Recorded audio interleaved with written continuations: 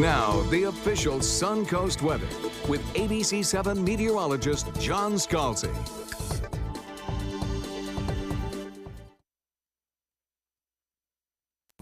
DeSoto as well. That is due to the fact that we still have some thick, humid air down here. Now, to the north of us, the air's still humid, but we have some changes going on, mostly in the form of some stronger winds kind of stirring up the atmosphere. I think that will start to take place across southern parts of the viewing area as well, especially as we head into the next hour or two.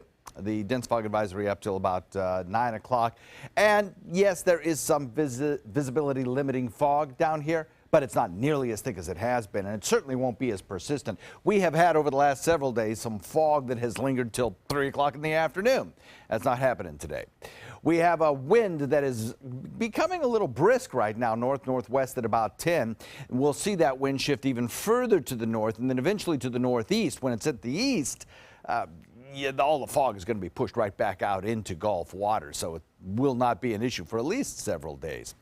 70-degree temperature right now. Dew point is at 67. We have 70 in Sarasota, Venice 71 in Inglewood, 68 in Northport, Punta Gorda the same, 67 in Mayaca, 66 Wauchula, Arcadia, 68 in Bradenton Parish, Lakewood Ranch, and Longboat Key at 69. The frontal boundary is just about over us, a little further to the north, sinking southward. It will trigger off a shower or two across the region, but that's it. I mean, more like sprinkles and drizzle than anything else. And then the winds will shift. The winds shifting out of the north-northeast will draw down some slightly drier air. And while this will not be an Arctic plunge, even though it is the very bottom edge of that cold Arctic air mass that has plunged the northeast into frigid sub-zero temperatures, it won't have much of a punch weather-wise in terms of temperature for us. We'll lower our temperature a couple of degrees for a couple of days, and then we'll see those temperatures rebound back into the 80s by the time we hit the weekend. Forecast looks like this: clouds, then some sunshine later in the afternoon, mild temperatures despite the frontal passage, and shifting winds, which is all important in the fog forecast for us.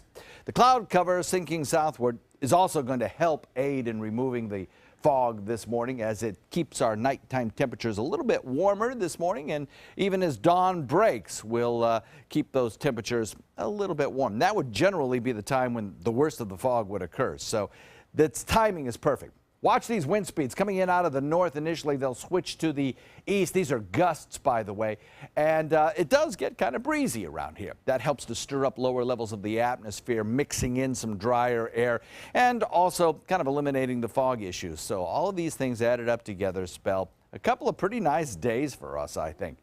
The forecast shaping up like this. We'll have for boaters today a north wind at about 15 that will kick up your seas just a little bit. Boaters giving you 3 to 5 foot seas, and a moderate chop on bay and inland waters.